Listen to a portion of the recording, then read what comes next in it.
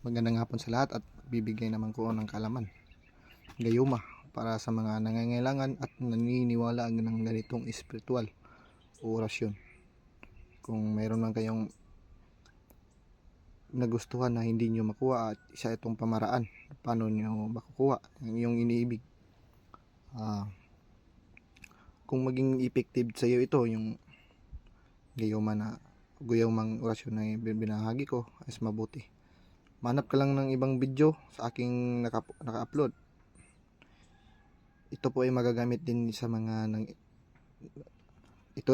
magagamit sa mga nag-iiwan sa inyong mga mahal sa buhay. Parang ito sa mga taong positibo at naniniwala. Hindi ka pa kayo naniniwala ng ginagitong espiritual o orasyon, ay maaari ka po maghanap ng ibang video kung paano po ito gamitin, itong orasyon ng gayuma orasyon.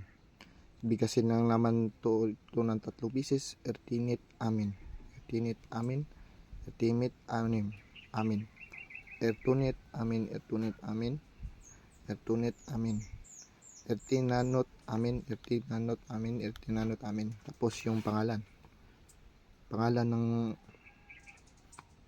target nyo, yan. Bigkasin yamang po ito sa anong oras, sa mga tulad ng oras na 9:00 AM, 9:00 PM. Yan guys, magandang hapon sa lahat. Bigay kaalaman lang po ito sa mga nangangailangan at sa mga naniniwala. Maraming salamat. Paki-subscribe po sa YouTube channel ko at sa TikTok ko. Thank you very much.